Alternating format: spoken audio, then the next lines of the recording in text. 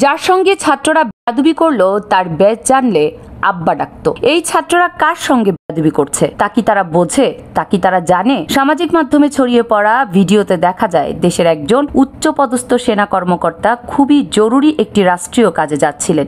ঠিক সেই মুহূর্তে রাস্তার মোড়ে তার গাড়ির গতিরোধ করে কিছু ছাত্র নামধারী ব্যক্তি, তারা প্রশ্ন তো করেই, তার সঙ্গে অশোভন এবং অপমানজনক আচরণ করে। তিনি বারবার বোঝাচ্ছিলেন, দয়া করে আমাকে যেতে দিন, আমি জরুরি মিশনে যাচ্ছি।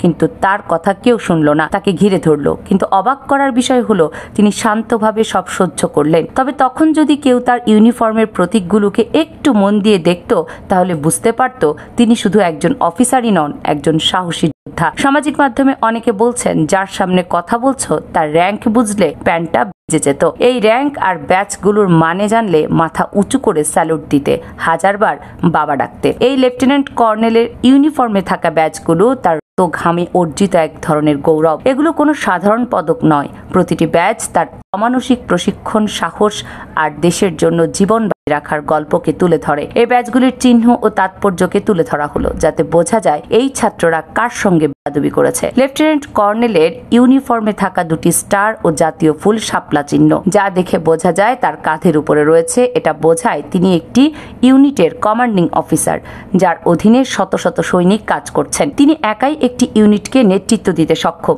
যদি আপনি তার বাম বুকের দিকে তাকান, তাহলে বুঝতে পারবেন একটি ব্যাচ সেখানে রয়েছে, খোলা চুরি আর পাখার মতো প্রতীক। এটি প্যারা কমান্ডো ব্যাচ। এটি প্রমাণ করে তিনি দেশের সবচেয়ে কঠিন স্পেশাল ফোর্স প্যারা কমান্ডোর একজন সদস্য। এই ব্যাচ পাওয়া মানেই তিনি বিশেষ প্রশিক্ষণ ও জীবনের ঝুঁকি নিয়ে সফলভাবে অপারেশন করেছেন। তার ডান বুকের দিকে রয়েছে এয়ারবোর্ন ইনসিগনিয়া ব্যাচ, যেখানে প্যারাশুট ও ডানার প্রতীক আছে। এটি বোঝায় তিনি প্যারাশুট দিয়ে লাফ দেওয়ার মতো উচ্চমাত্রায় ঝুঁকিপূর্ণ এয়ারবোর্ন ট্রেনিং সম্পূর্ণ করেছেন। দেশের যে কোনো জায়গায় যে কোনো সময় লাফিয়ে পড়ার মতো সাহসিকতা তার কাছে আছে। তার বাম বুকের নিচে রয়েছে আরেকটি বিশেষ ব্যাচ, ফ্রগম্যান ব্যাচ। এটি পানির নিচে গোপন অভিযানে অংশ নেওয়ার দক্ষতা বোঝায়। খুব কম সেনা সদস্যই এই ব্যাচটা অর্জন করতে পারেন। আর একটু নিচে গেলে দেখা যাবে বিভিন্ন রঙের সার্ভিস রিবন পার, যেগুলো প্রতিটি একটি একটি করে সফল মিশন প্রশিক্ষণ বা আন্তর্জাতিক দায়িত্ব পালনের স্মারক। এটি একজন অফিসারের অভিজ্ঞতা এবং অর্জনের নীরব সাক্ষ্য। তার বাম বাহুতে রয়েছে গর্বের প্রতীক, চিতা রেজিমেন্ট ব্যাচ। চিতা সহ রেজিমেন্ট হলো দেশের অন্যতম শক্তিশালী ও সাহসীগুলির। এখানে শুধু শারীরিক নয়, মানসিক দিক থেকেও অদম্য সাহসী সদস্যরাই টিকে থাকতে পারে। সবশেষ তার গলায় দেখা যায় একটি পরিচয়পত্র বা আইডি কার্ড, যেটি লার্নিয়ার্ডে ঝোলানো।